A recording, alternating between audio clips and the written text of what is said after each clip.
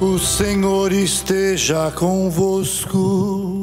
Ele está no meio de nós. Proclamação do Evangelho de nosso Senhor Jesus Cristo, segundo Lucas. Glória a vós, Senhor.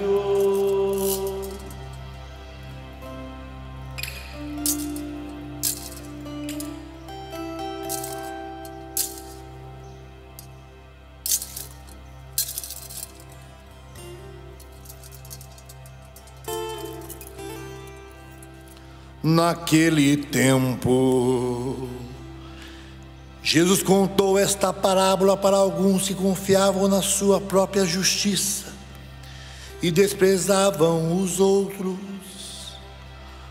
2 homens subiram ao templo para rezar. Um era fariseu e o outro cobrador de impostos. O fariseu de pé rezava assim em seu íntimo: ó Deus, eu te agradeço, que não sou como os outros homens, ladrões, desonestos, adúlteros, nem como este cobrador de impostos.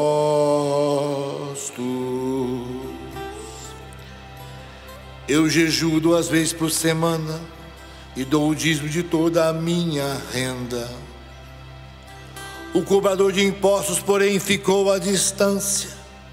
Nem se atrevia a levantar os olhos para o céu, mas batia no peito dizendo: meu Deus, tem piedade de mim que sou pecador. Eu vos digo, esse último voltou para casa justificado, o outro não. Pois quem se eleva será humilhado, e quem se humilha será elevado.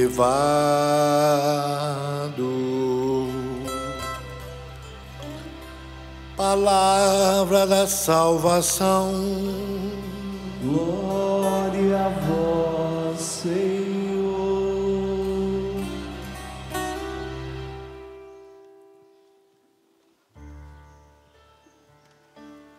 O pobre clama a Deus e Ele escuta. O Senhor liberta a vida dos teus servos. O pobre clama a Deus e Ele escuta. O Senhor liberta a vida dos teus servos. Pelo sinal da Santa Cruz, livrai-nos Deus, nosso Senhor, dos nossos inimigos. Em nome do Pai, do Filho e do Espírito Santo. Amém.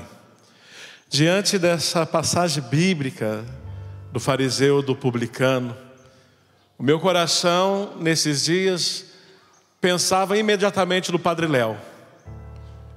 O Padre Léo falando sobre essa passagem do fariseu e do publicano.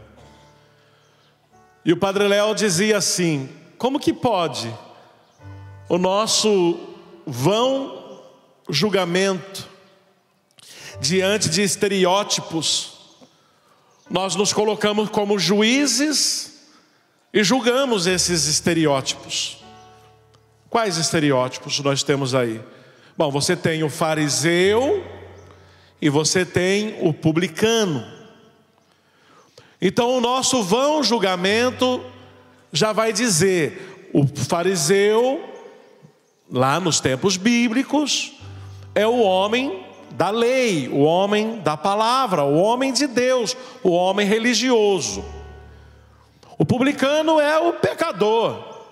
O publicano é o cobrador de impostos, que traiu o seu povo para se enriquecer em favor do Império Romano. Então nós já no nosso vão julgamento julgamos que o bom é o fariseu, o religioso, e o ruim é o publicano, o pecador.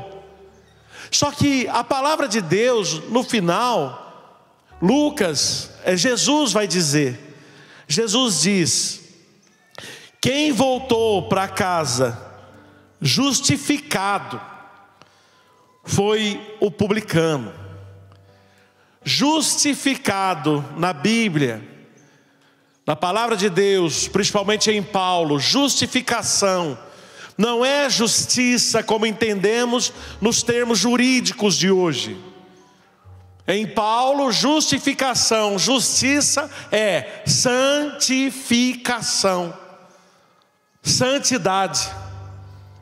Quem volta para casa em santidade é o publicano, não o fariseu. E o Padre Léo dizia: mas como pode isso, gente? Porque veja, aqui Jesus está dizendo que este fariseu, ele jejuava 2 vezes por semana. Você e eu, diácono, pessoal aqui da música, você jejua 2 vezes por semana? Ele paga, ali está dizendo, ele pagava o dízimo de toda a sua renda.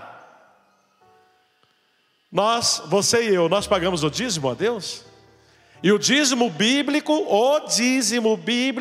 é 10%. 10%, como dizia o Padre Léo, 10% do seu tempo. 365 dias no ano você tem. 10% disso, 36 dias e meio para Deus. E o Padre Léo perguntava: e aí cada um aqui faz o exame de consciência. Quem está em casa faz o exame de consciência. Você dá 36 dias e meio para Deus? Olha, não é 36 horas. Não são 36 horas. São 36 dias e meio. Cada dia de 24 horas. Você passar um dia 24 horas para o Senhor. Fazemos isso? Nós fazemos isso? Mas o fariseu fazia. O fariseu fazia. Então por que horas? Então por que Jesus está dizendo que quem volta justificado, santificado para casa, é o publicano e não é o fariseu? E não é o fariseu? Porque o fariseu, quando ele está rezando, ele está no templo rezando. O publicano está no templo rezando. Mas o fariseu está rezando, glorificando a si mesmo. O fariseu está dizendo, olha o que o fariseu está dizendo: eu te louvo, Senhor, eu te agradeço, Senhor, porque eu não sou igual a esses homens aí, ó. Eu não sou ladrão igual a esses daí. Eu não sou desonesto igual a esses daí. Eu não sou adúltero. Eu não sou cobrador de impostos igual a esses daí. Então ele está dizendo: eu te agradeço, Senhor, porque eu sou bom. Como diz aquela musiquinha lá: eu me amo, eu me adoro, não posso mais viver sem mim. Então tem gente que é narcisista. E todo narcisista se apaixona pela própria imagem e morrerá na própria egolatria, adoração do seu próprio ser. E você vê isso, me desculpe, eu não estou aqui fazendo críticas, mas cada um faça o exame de consciência. O que mais tem hoje é gente em frente ao espelho se adorando. O que mais tem hoje é isso, gente diante do espelho se adorando. E que se coloca em primeiro lugar. Isto na filosofia antiga, os meninos aqui do seminário sabem, na filosofia antiga isso se chama antropocentrismo.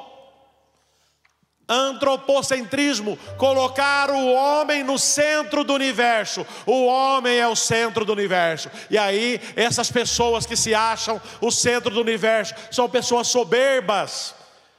São pessoas arrogantes, tudo gira em torno a elas. É eu que faço acontecer. Se eu não tivesse aqui, esse acampamento não tinha acontecido. Se eu não tivesse cantando, a música teria sido ruim. Se eu não estivesse trabalhando ali, tudo seria errado. Se não é eu fazer, se eu falto, tudo aí não presta.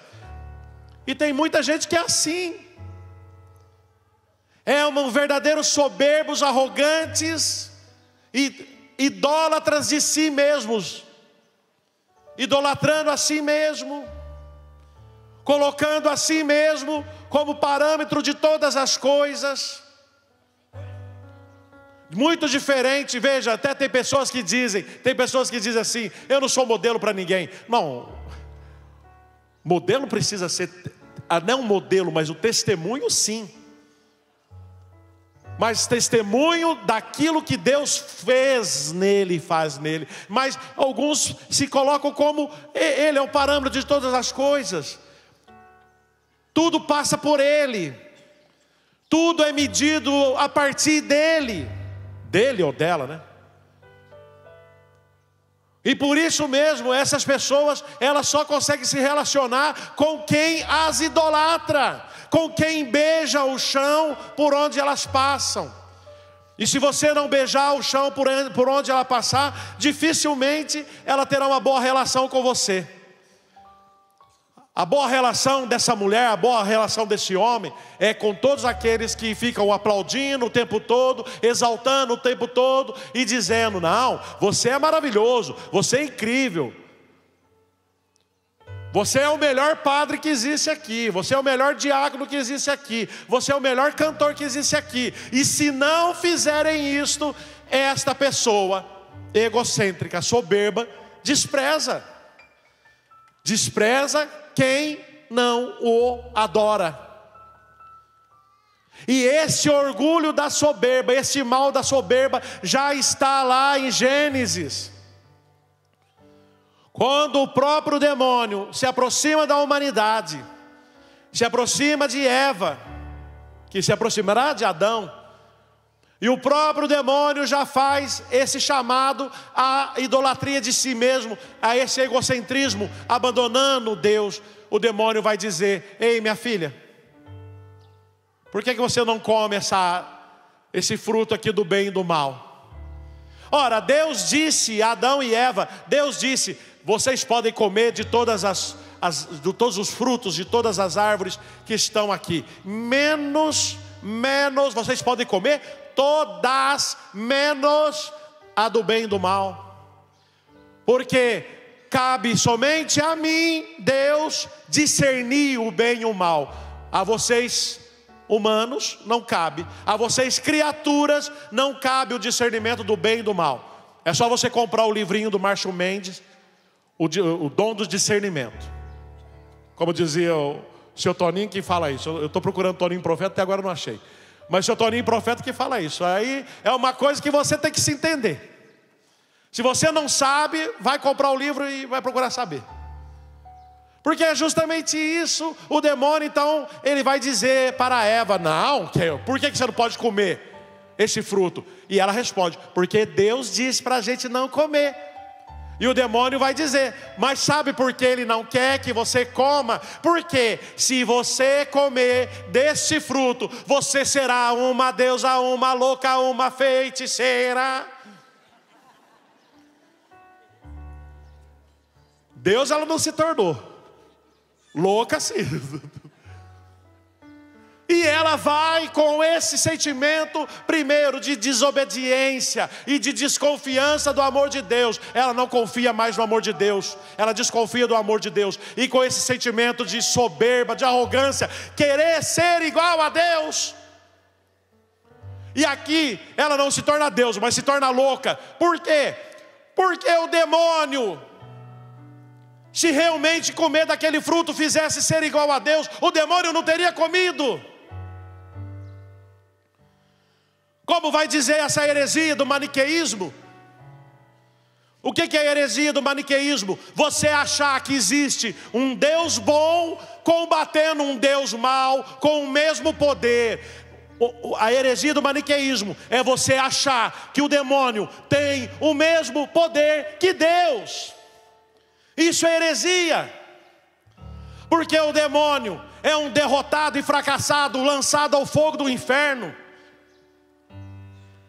Contra ele, Deus nem gasta o tempo dele com o demônio, porque contra o demônio, o seu anjo da guarda já é capaz de afastá-lo de você. Como diz Padre Pio, para aqueles que rezam pedindo a proteção do anjo da guarda, né?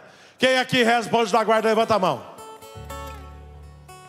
Se você reza para o anjo da guarda, vai dizer Padre Pio, se você reza para o anjo da guarda pedindo para afastar o inimigo da sua vida, o anjo da guarda afasta. E veja, o anjo da guarda junto com você ainda pode pedir a companhia de mais 3 arcanjos. Pedir a ajuda de São Miguel Arcanjo, de São Gabriel Arcanjo, de São Rafael Arcanjo. E ainda assim, se o demônio convocar toda uma legião contra você, além do seu anjo da guarda, além dos 3 arcanjos, virá aquela que esmaga a cabeça da serpente, que é a Virgem Maria, a mãe de Jesus. Por isso, não, o demônio não tem o mesmo poder que Jesus. Não, o demônio não tem poder contra você. Não tem, não tem. Porque se ele quisesse, se realmente comer daquele fruto, tornar-se aquela pessoa como Deus, ele teria comido o fruto? Ora, ele não tinha jogado na mão de Eva. Por isso aí está, o demônio sabia que a queda do ser humano é a soberba. E quem se exaltar será... Não, que exaltado... Quem se exaltar não será exaltado, não. Quem se exaltar será humilhado. Porque São Tiago vai dizer, no capítulo 4, Tiago vai dizer: Deus não suporta os soberbos. Deus não gosta de arrogantes e soberbos. Nossa Senhora mesma vai dizer no Cântico do Magnificat, ela diz: Ele eleva os humildes e derruba os orgulhosos.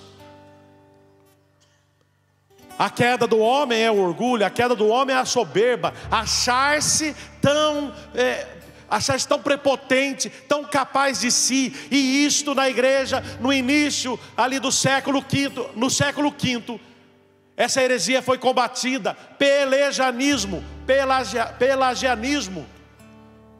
Peleja é o seu Toninho, profeta que fica pelejando. Pelejando, como ele mesmo diz, para tirar as pessoas do pecado. Seu Toninho, profeta, diz que diante de uma pessoa, seu Toninho, profeta, diante de uma pessoa como Eva, ele teria arrancado o cinto e dado uma correada nela.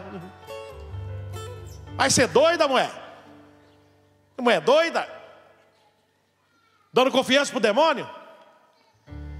Mas então, ali na metade do século V, o pelagianismo era justamente a heresia do homem achar que era capaz de salvar a si mesmo sem precisar de Deus. Essa heresia, o homem achar que é capaz de se salvar sem precisar de Deus. E a igreja hoje vai dizer que infelizmente existe dentro da igreja católica uma coisa chamada semi-pelagianismo. Sabe o que é isso? Semi-pelagianismo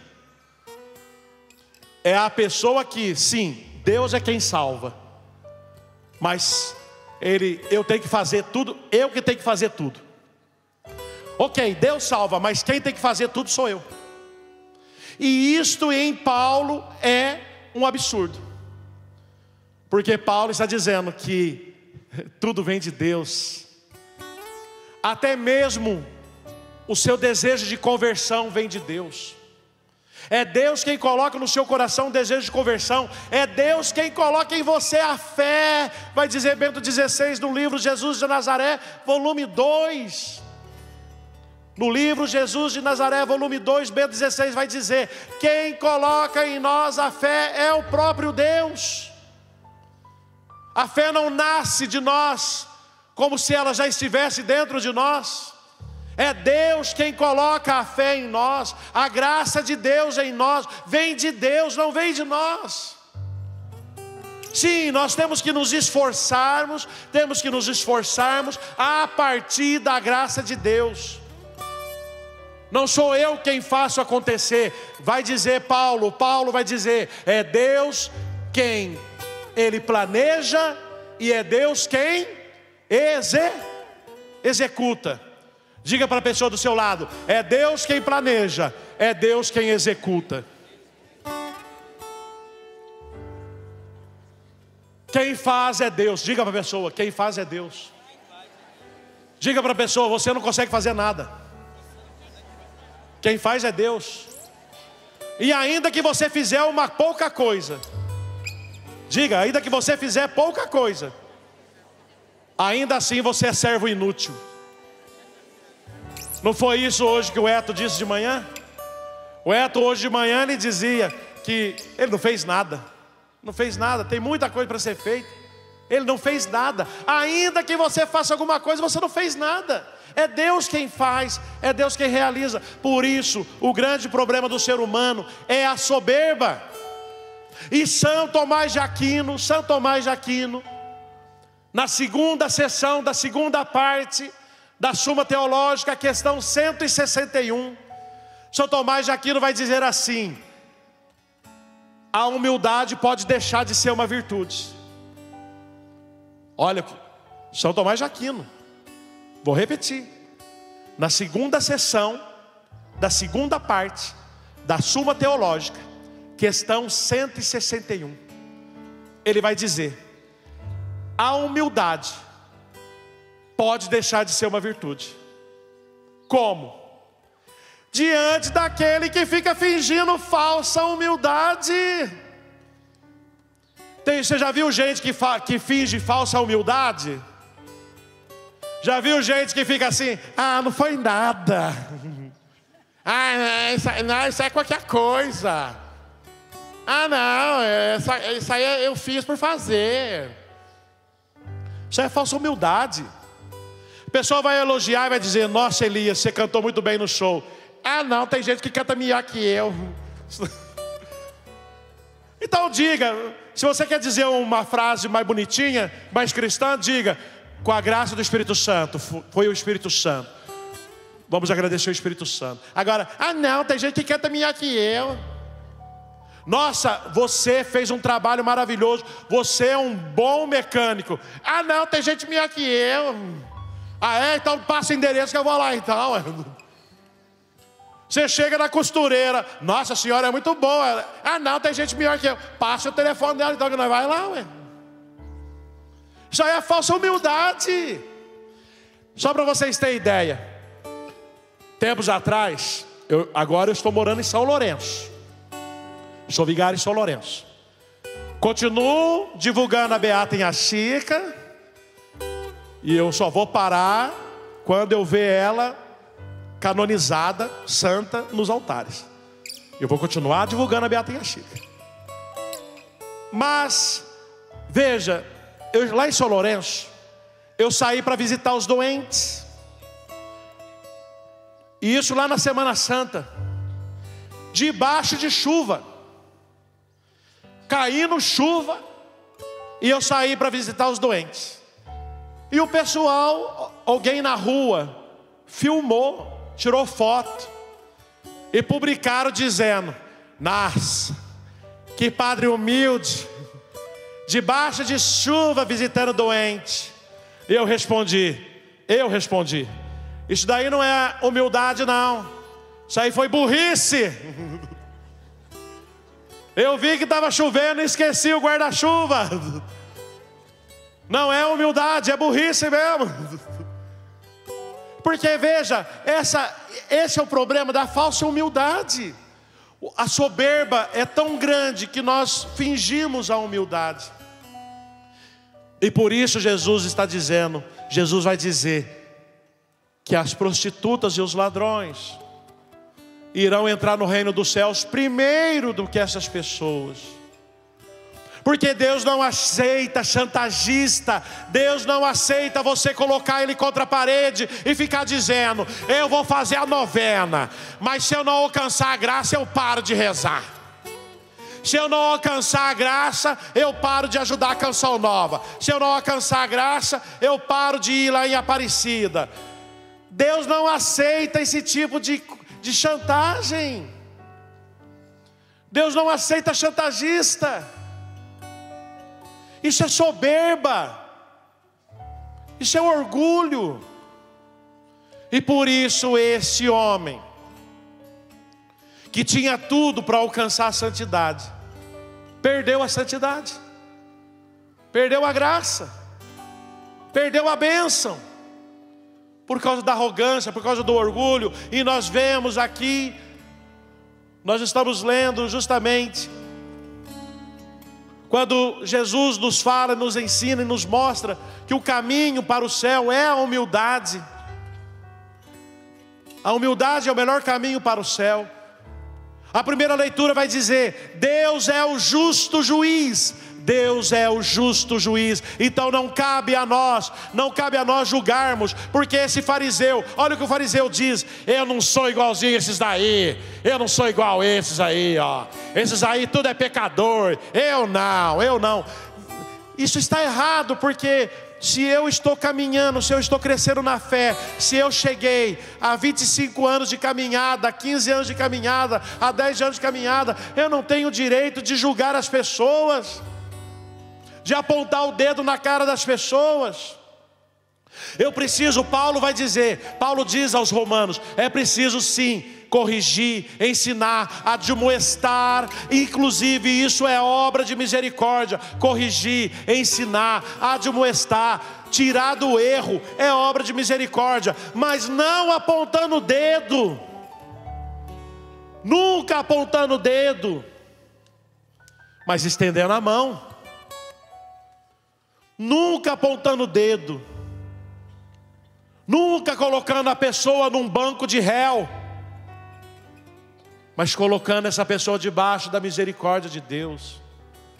Nunca apontando o dedo, nunca chutando quem está no chão, mas estendendo a mão. Mas por isso a primeira leitura vai dizer: Deus é o justo juiz, porque nós não sabemos julgar. Nós dentro da igreja, o que nós fazemos muitas vezes nós queremos jogar o pecador e o pecado no fogo do inferno.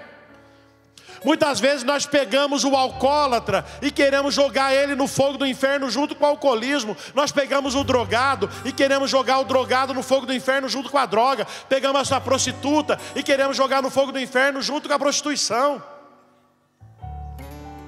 Isso muitas vezes dentro da igreja. Mas o mundo faz pior. O mundo quer acolher o drogado e a droga, quer acolher o alcoólatra e o álcool, quer acolher a prostituta e a prostituição. Então são dois totalmente extremistas e no erro. Tanto a essas pessoas da igreja que querem condenar o fogo do inferno, pecado e pecador, como essas pessoas no mundo que acolhem pecado e pecador. Por isso Deus é o justo juiz, porque Ele é capaz de pegar a pecadora, a prostituta, tira dela a prostituição e salva a mulher. Pega o drogado, tira dele a droga e salva o rapaz, o menino. É capaz de pegar o alcoólatra, tirar dele o alcoolismo e salvar o homem, salvar a mulher. Deus é o justo juiz, que verdadeiramente nos salva do nosso pecado, nos liberta do nosso pecado. Ele não acolhe o pecado, Ele não extermina o pecador. Ele não acolhe o pecado, Ele não extermina o pecador. Inclusive tem um ditado muito idiota, quase que eu falo. Tem um ditado muito feio aí que diz: Jesus andava com os pecadores. Porque o ditado popular é: diga-me com quem andas. Aí essa turma que gosta de acolher pecado e pecador vai dizer: Jesus andava com os pecadores. Jesus andava com os pecadores. Por acaso Jesus ia sentar no bar junto com o bêbado e falar: desce uma? Por acaso Jesus ia lá se deitar junto com prostituta? Por acaso Jesus ia combinar com alguém de assaltar e de roubar? Ele acolhia o pecador, todo aquele que quisesse chegar sujo, ferido, abatido. Ele acolhia, ele abraçava, ele amava, mas ele arrancava o pecado na vida dessa pessoa. Ele libertava, ele curava, e depois ele dizia: vá e não voltes a pecar. E na segunda leitura Paulo vai dar para nós o programa de santidade. Porque Paulo vai dizer: combati. Então a vida é um combate, dizia o seu Toninho, profeta, dizia ontem. O Toninho, profeta, dizia ontem, e o Eros Biondini também disse ontem de manhã. A vida é assim. A vida é luta, a vida é sacrifício, a vida é luta diária. A vida é, na vida, você vai ter que suar, você vai ter que derramar sangue, e você vai ter que derramar lágrimas. Como dizia o Padre Léo, a vida não é fácil. A vida não é fácil. Então nós vamos ter que combater o bom combate, vamos ter que chorar, vamos ter que suar, vamos ter que derramar sangue. Mas combatendo o bom combate, chegaremos no céu e receberemos a coroa da vitória. A coroa da vitória. Em outra passagem Paulo diz a coroa da justiça. A justiça, coroa de santidade. Coroa de santidade. E por isso Jesus agora mostra o publicano. E o publicano é justamente isso. O publicano é pecador. O publicano é um traidor. O publicano abandonou os seus, está ganhando, se enriquecendo através do sofrimento do seu povo. O publicano, ele está do lado daqueles que oprimem o seu povo, porque ele está enriquecendo com a opressão do seu povo. Por isso ele é mal visto. Por isso ele é malquisto. E é naquele momento em que o fariseu está bem ali na frente, está bem aqui na frente, batendo no peito e dizendo: eu sou bom, eu sou bom, eu sou bom. Enquanto isso, o publicano está lá no fundo da igreja, está lá no fundo do templo, batendo no peito e dizendo, Salmo 50: tende piedade, meu Deus, misericórdia, perdoai-me, porque pequei contra vós. Bate no seu peito assim e diga comigo: tende piedade, meu Deus, misericórdia. Tende piedade, meu Deus, misericórdia. Arrancai do meu coração este coração de pedra. Arrancai do meu peito este coração de pedra. Lavai-me, serei todo limpo, todo puro. O pecador estava aí chorando. É muito bonito, gente, quando nós estamos no confessionário e você chega chorando.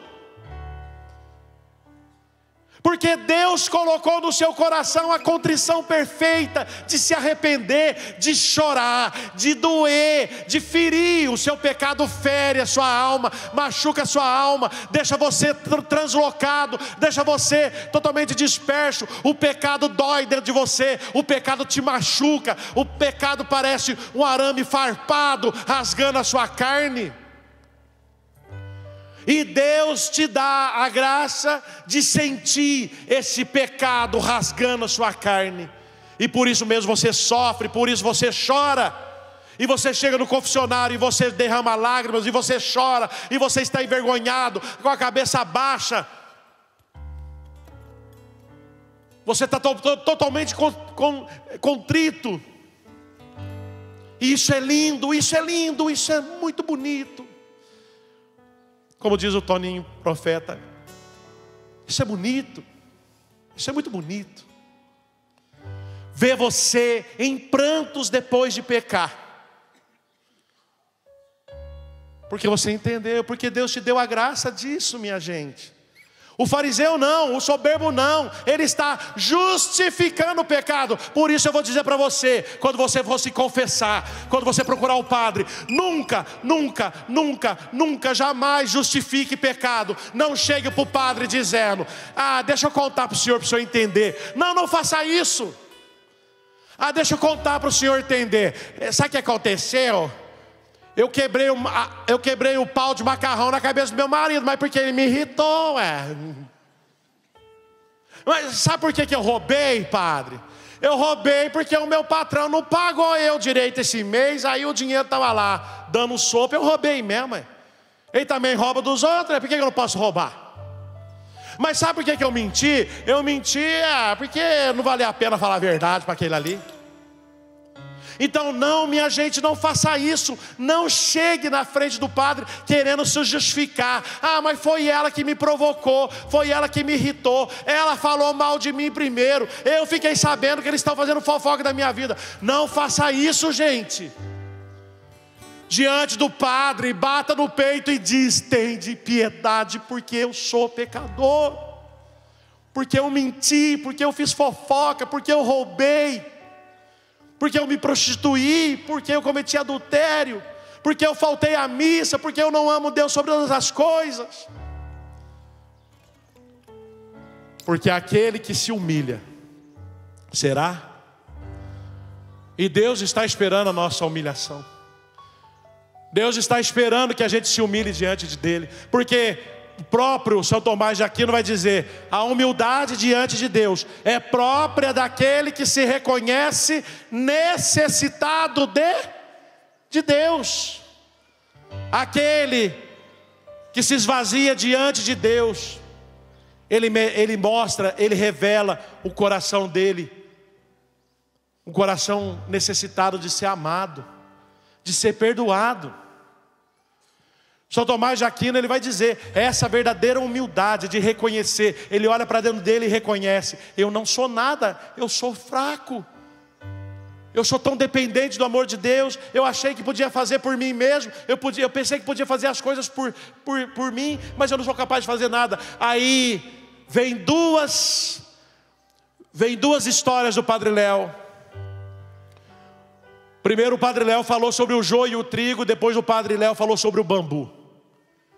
E nas duas pregações do Padre Léo, ele vai ensinar sobre a humildade. No joio e no trigo, o Padre Léo vai dizer, seu Toninho Horta que gosta, seu Toninho profeta, ele que gosta disso. Você tem o joio e o trigo. O joio e o trigo, eles são iguais. Eles são iguais.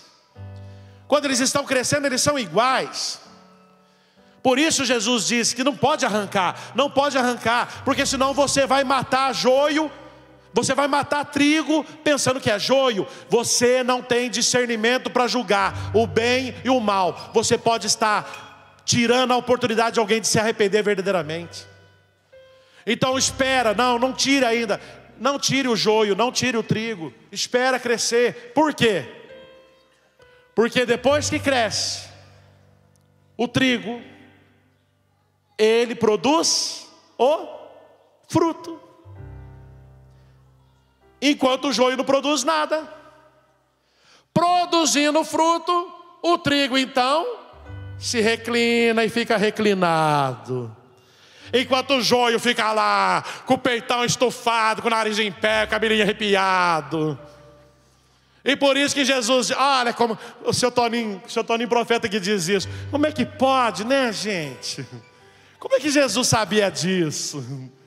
Porque Jesus está dizendo, enquanto o trigo que produziu o fruto está reclinado, aquele joio que não faz nada, está lá com o peitão estufado, cabelinho arrepiado. E Jesus diz, é só passar a mão no manojo, no cabelinho, agarrar e arrancar e tirar, pronto.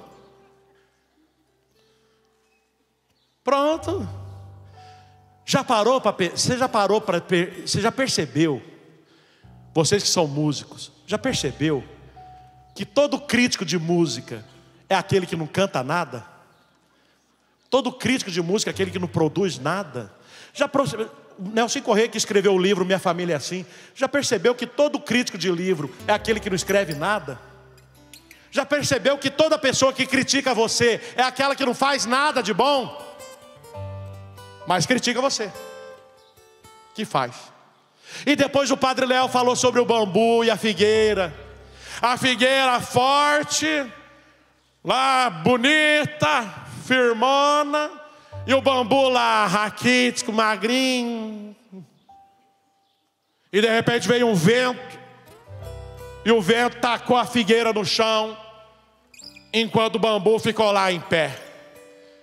E aí o avô e o neto foram até lá fora na horta. O neto perguntou: mas vô, por que o vento derrubou a figueira que é grande e forte, e não derrubou esse bambu que é magrinho e fino? E o avô disse: olha aí, olha dentro da figueira, a figueira está oca. Essa figueira está oca. Mas parecia forte. Parecia. Ela usava uma máscara, hipocrisia. Ela fingia um personagem. Parecia que era forte, mas era oca. E por isso o vento veio, derrubou e tacou tudo no chão. Aí o rapazinho falou: mas vô, o bambu também é oco. E o vô respondeu: aí que está a diferença. Porque desde o dia que nasceu, o bambu sabia que ele era oco, e por isso ele procurou se preencher. Por isso o publicano, sabendo que era oco, procurou se preencher de Deus. E lá no fundo da igreja, lá no fundo do templo, o publicano bateu no peito, olhou para Jesus, olhou para Deus e disse: às vezes no meu peito bate um coração de pedra, magoado, frio, sem vida. Aqui dentro ele me aperta. Não quer saber de amar, nem sabe perdoar. Egoísta. Quer tudo e não sabe partilhar. Então ele pede a Jesus: Jesus, manda teu Espírito para transformar meu coração. Ele ora para Jesus, ele pede: Jesus, manda teu Espírito para transformar meu coração. Fica de pé. Quem prefere ser igual ao publicano e não como pecador, não como fariseu? Quem aqui quer ser igual ao publicano, levanta a mão. Na atitude dele, de arrependimento. O Padre Léo dizia: faça aquilo que o fariseu fazia, mas reze como o publicano rezava. Coloque a mão no seu coração e diga: Senhor, eu sou pecador. Senhor, eu preciso da tua misericórdia. Senhor, eu preciso da tua esperança. Senhor, semei no meu coração a esperança. Que eu acredite, Senhor. Que eu busque, Senhor, o reino dos céus. E para chegar no céu, arranca do meu peito esse coração doído, ferido, machucado, cheio de raiva, cheio de preguiça, cheio de gula, cheio de soberba, Senhor. Arranca do meu peito esse coração de pedra. Lavai-me, Senhor. Purificai-me, Senhor. Vem com o seu amor, Senhor. Vem com o seu Espírito Santo, Senhor. Eu me coloco diante de Ti, humildemente. Faça assim, faça esse gesto. Se recline, Senhor, humildemente. Eu venho diante de Ti. Misericórdia, Senhor. Jesus, Filho de Davi. Não, Jesus não vai escutar. Jesus, Filho de Davi, tem misericórdia de mim. Jesus, Filho de Davi, tem misericórdia de mim. Abra os seus braços e peça então agora para Ele. Lava, purifica. lava, purifica e restaura-me de novo. Serás o nosso Deus, nós seremos o teu povo. Agora pedindo, derrama sobre nós a água do amor. O Espírito de Deus, nosso Senhor. Só os humildes, aqueles que sabem que precisam de Deus. Manda teu Espírito. Quem se reconhece pecador Para transformar meu coração. Jesus, manda teu Espírito para transformar. Só vocês, humildemente agora, realmente reconheça que você não é nada sem Deus. Diga isso mesmo para você: eu não sou nada sem Deus. Eu não sou nada. Eu não sou ninguém sem Deus. Eu não sou ninguém. Sem Deus eu não posso nada. Sem Deus eu não posso nada. Sem Deus eu não sou ninguém. Sem Deus eu não sou. Agora diga como Santa Teresa d'Ávila: com Deus eu sou tudo. Com Deus eu sou tudo. Com Deus eu posso tudo. Com Deus eu posso tudo. Mais uma vez cantando, só vocês. Jesus, manda teu Espírito.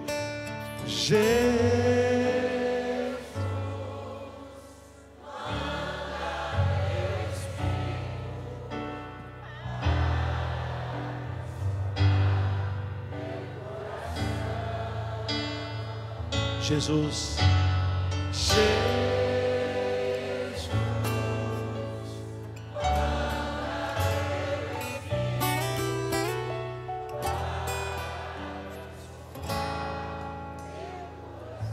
Glória ao Pai, ao Filho e ao Espírito Santo. No princípio, agora e sempre. Amém.